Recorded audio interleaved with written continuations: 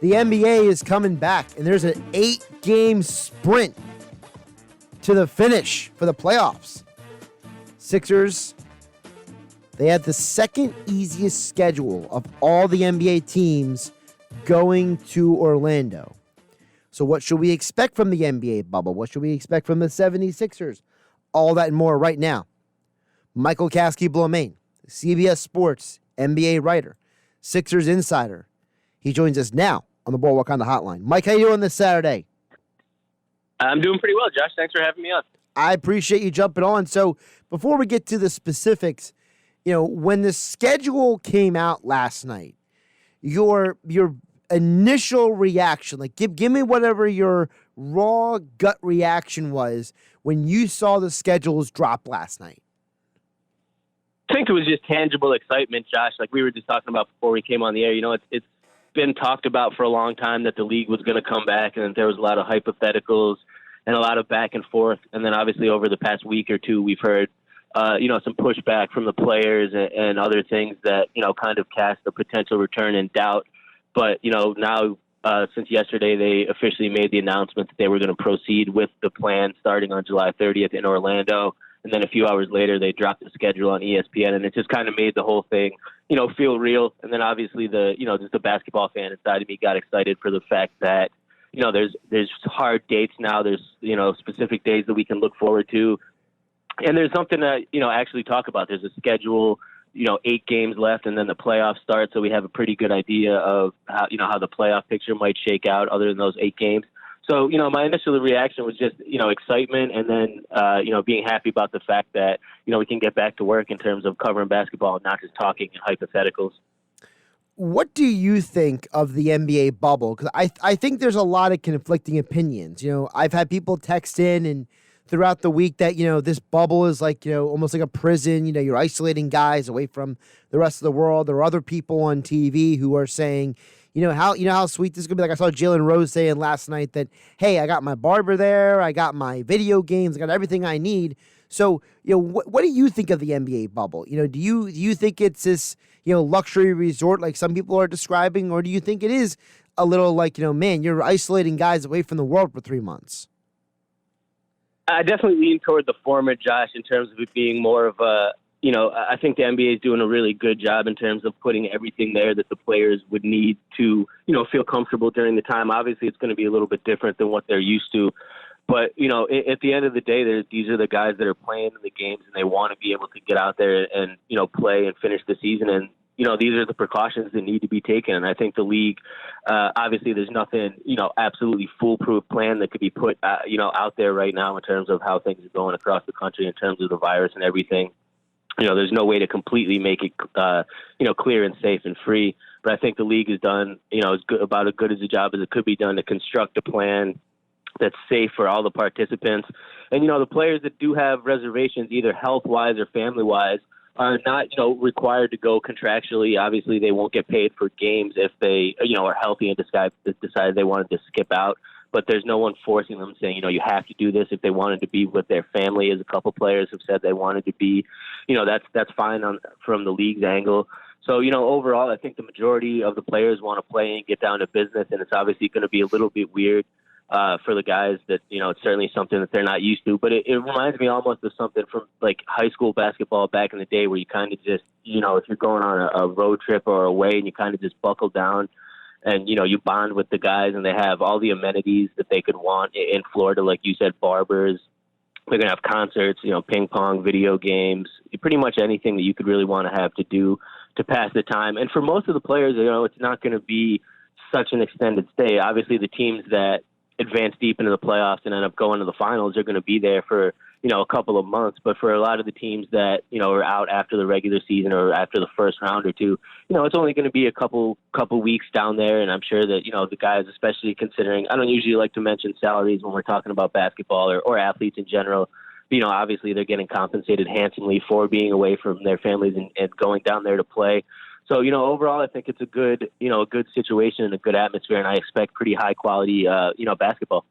Well, one of the things I'm jealous of is that, there's a lot of talk that the NBA players are going to get an advanced screening of the Marvel movie Black Widow. Like, come on, man. Like, I might have to try to sneak into the bubble myself just to get a look at that. But that's just me. But one of the things you mentioned though is the financial thing. Before we get to the Sixers specifically, Brian Windhorst brought this up on the Hoop Collective podcast this week, and that is, he talked about the fact that there's a strong incentive, I should say, for the players. He said, and you mentioned the money. These guys are going to get paid a set of money that the other players who are not going to Orlando are never going to see. Talk a little bit about what exactly these guys are going to get paid versus the players who are not going. Josh, obviously the players that are going to get paid are going to get, the salaries that they would normally get, but then also, the added incentives that come with the TV money that will be for the players. And then, any incentive that comes with winning playoff series or obviously advancing to the finals. There's just going to be more financial opportunities, for those players, not to mention there's the chances for, TV spots or endorsements or things like that the teams that, just are going to be home aren't going to get access to. But also at the end of the day, the people that are going to Florida, the 22 teams, they're technically doing it for the good of the league because, obviously if the season wasn't restarted, the CBA moving forward would take a substantial hit, which would, negatively impact the contracts of, all 30 teams. So while the players on the teams that aren't going to be in Orlando will get, negatively impacted financially in the short term, just the fact that the league as a whole is going to Orlando and salvaging what part of the season they can salvage from a financial standpoint. Obviously, they're still going to lose the gate revenue with no fans in Orlando. But just having this tournament that already now a month out, there's, a lot of excitement about. And over the next month, there's going to be, it's going to build up to the hype. And I'm sure the television ratings will be there. They'll be strong, potentially even stronger than regular playoffs, given, all that's going on in the country and the lack of other, opportunities and things to do. And just the uniqueness, I guess, of this situation of the players in Orlando. I think it's going to be a big draw for fans via television. And, in the end, that money is going to go a long way toward buoying the league, not just this year and next, but for the, future moving forward. And it can ultimately end up saving, the CBA for the players so they don't have to go back to the drawing board and end up losing huge chunks of, money moving forward. Michael Kaskey-Blomain joining us here on the Boardwalk kind of hotline on 97.3 ESPN. Make sure you're following him on Twitter at @TheRealMikeKB for all your Sixers and NBA coverage. Mike, let's get to the Sixers. Obviously, one of the things that Tobias Harris talked about in his first take interview yesterday was how healthy they are. If the playoffs would have started on time, Ben Simmons might not have been out there. So this has been an opportunity for Ben Simmons to get healthier. Joel Embiid says he's working out 6 days a week. Tobias says he's been checking on everybody about their mental health. We know that Brett Brown has talked about it's an opportunity for them to, really see what they can really do now that they're going to be able to come back with everybody healthy. So, what do you expect from a Sixers team that is healthy, motivated, and with those 8 games could really see what they can do? I have pretty high expectations, Josh. I think that, the fact that they're finally at the point of the postseason where, like you said, this was a team that was touted as being a team that was built for the postseason. I think that they're finally on the doorstep of the postseason, and like you said, that they're healthy, I think that's going to go a long way.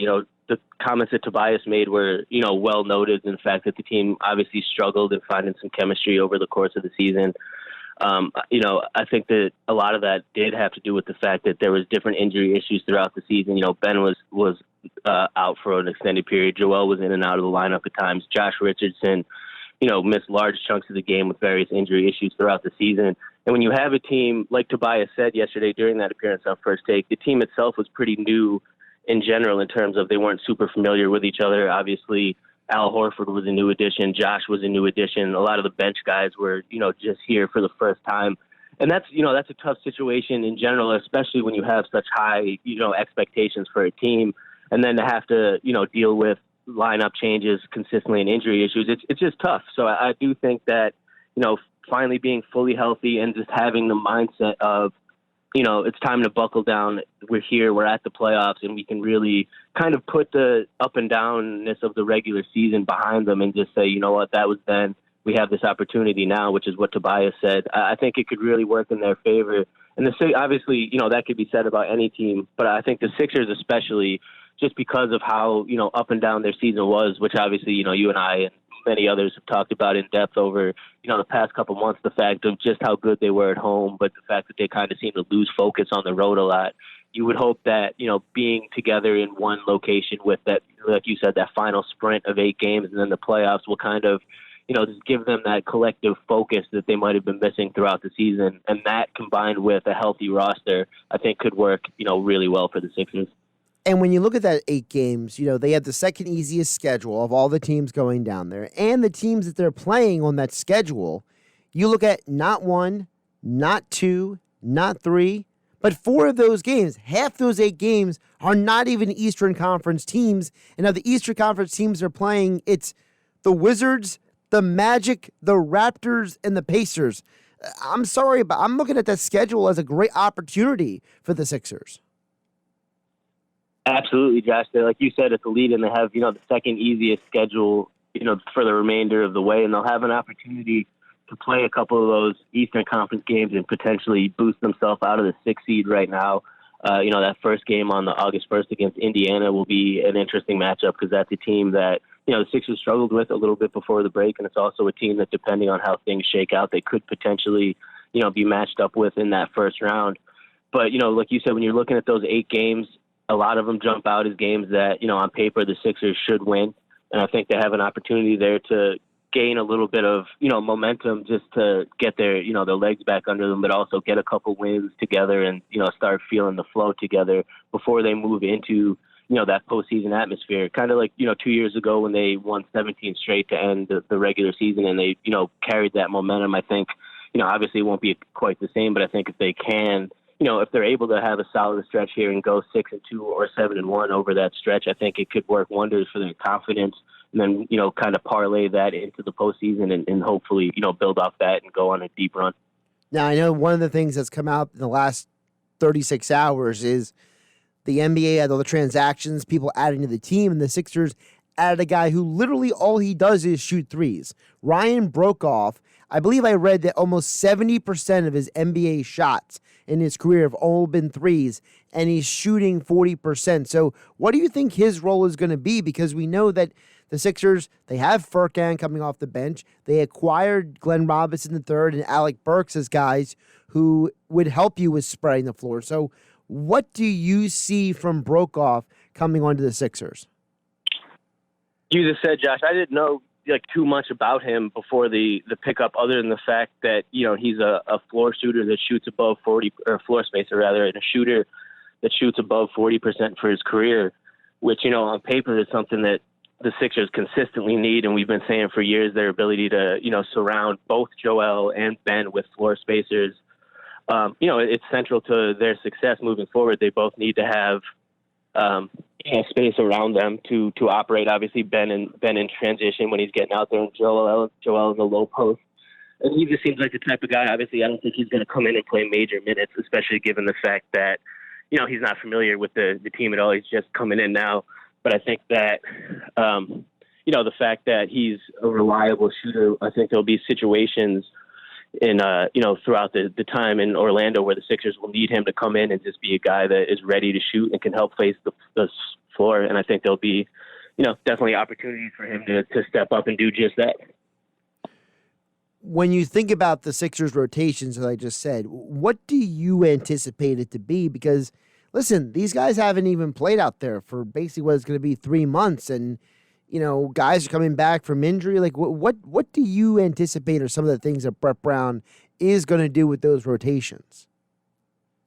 Expect a lot of tweaking over those first 8 games, especially Josh. By the time, when the season had ended, Brett hadn't quite settled on a rotation at that point. Some of that obviously was due to the injury issues that we were just talking about, and then some of it had to do with the fact that they made a couple deals right before the trade deadline.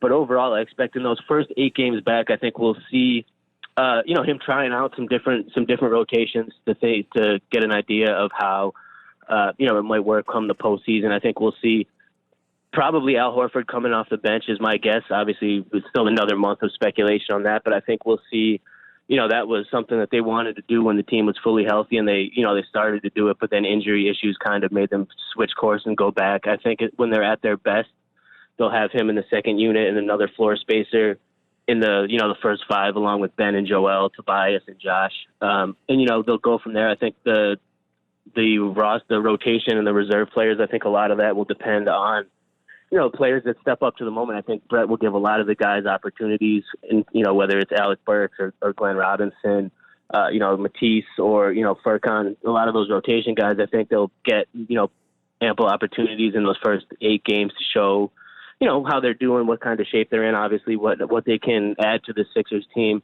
And then once the postseason starts, obviously we'll see it trimmed down to a smaller rotation. But they have, maybe the deepest roster that they've had in recent memory. I think there's a lot of, not a lot of necessarily great players, but there's a lot of good serviceable players on the bench that bring different things to the floor. And I think ultimately it'll be, it'll kind of be up to Brett to figure out which ones are the best fit, because obviously, once the postseason comes, you don't usually go 10 or 11, 12 deep. And the Sixers have that many guys at this point that they, could probably use. So I think, a lot of, coaches often make a name for themselves in the postseason and kind of develop their legacy there. And I think Brett will, be tasked with doing that in terms of, bringing the talent out of this team. There's obviously a lot of it. They didn't necessarily live up to it throughout the postseason, but just like Tobias was saying yesterday, I think this is a new opportunity for them to kind of reset things, to take a new page out and, just go for a title now. But obviously, a lot of that will depend on the rotation that Brett ultimately decides on. Now, with all that being said, the Sixers had 39 wins this year. The only teams with more wins in the Eastern Conference were the Miami Heat, the Boston Celtics, the Toronto Raptors, and the Milwaukee Bucks. Mike, I ask you, with the reservation that you are allowed to change your mind, it is June 27th.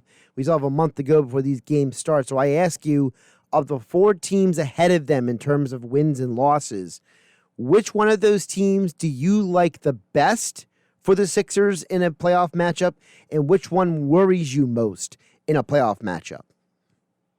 That's a great question, Josh. I think the team that worries me the most in a potential matchup would probably be the Bucks. Even though the Sixers obviously fared decently well with them, in the regular season, especially on that Christmas game. They're a team that's played really well, obviously, throughout the course of the entire season. They had the best record in the league. Great, on both sides of the ball.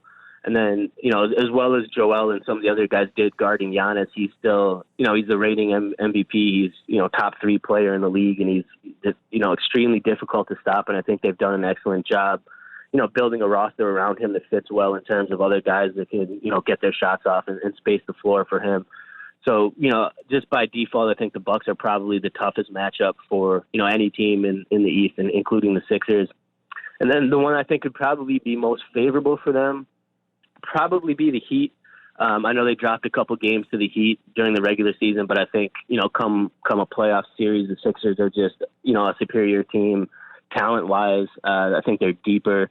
And I just think that, the Jimmy Butler factor would probably play into that. I think him, leaving in the manner that he did and some of the things he said, I'm sure, probably didn't leave the best taste in some of the players' mouths on the team, including Ben Simmons and probably Brett Brown, too.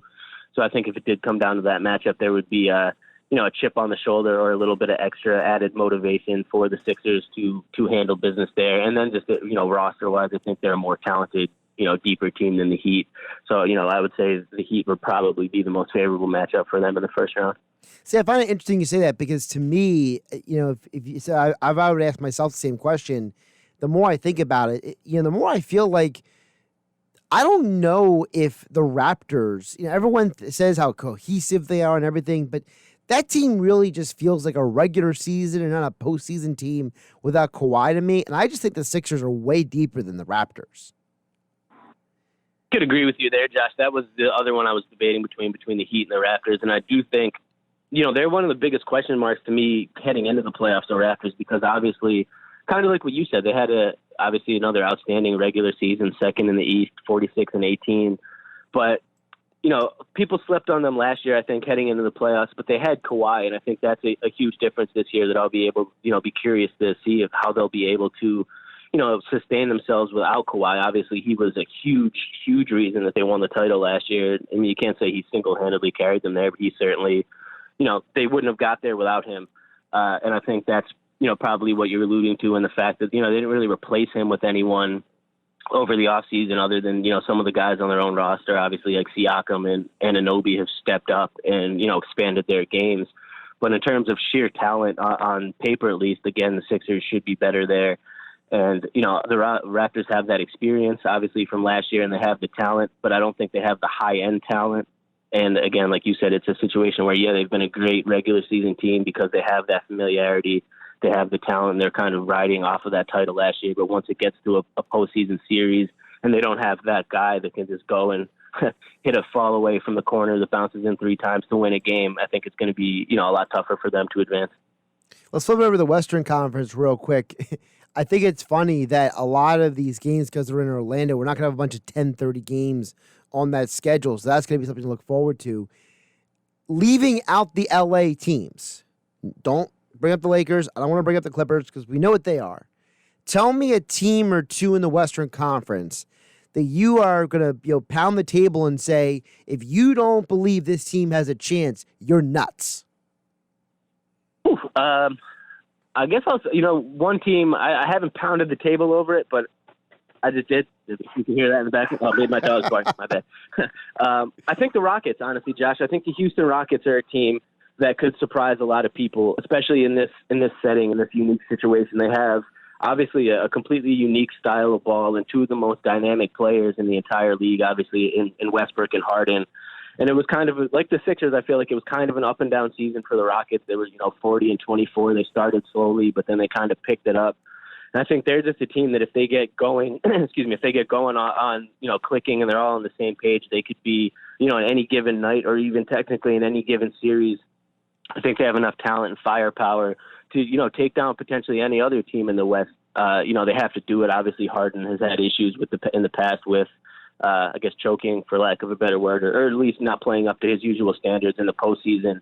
And I think that's a hurdle he has to climb. But when I look at the standings in the West, other than those 2 teams at the top that we're not allowed to mention, the Rockets are just really the one team that jumps out to me. The Mavericks are close, but I feel like they're still, Luka's still super young. I think they're a year or 2 away from being, a real legitimate threat. Same with the young Thunder team. I'm not huge on the Jazz, so to me, it's really those two tight teams at the top from LA. And if not them, you really have to look at the Rockets as a team that could, potentially make some noise in the West. And don't forget they have fresh legs. No running up and down the court for Harden or Westbrook for a couple months. So, can we imagine what a fresh leg team looks like? This might be like one of those situations where it's like, October and November, a team just comes out on fire. If the Rockets are hitting their shots, I mean, that's just scary for anyone, right? Exactly, that's the thing. And I think them, as much as any team in the league, have the potential to really catch fire, just given their style of play and how much emphasis they place on shooting. They put Russ and Harden in there, don't use the center, just space the floor with 3 shooters around them and have them, just go to work and attack the paint. And obviously, if the shots aren't falling, it's a formula that you can beat. But if they are falling and those 2 guys are playing at the, MVP caliber that they're capable of playing at, that team is, to me, potentially the most dangerous team in the league.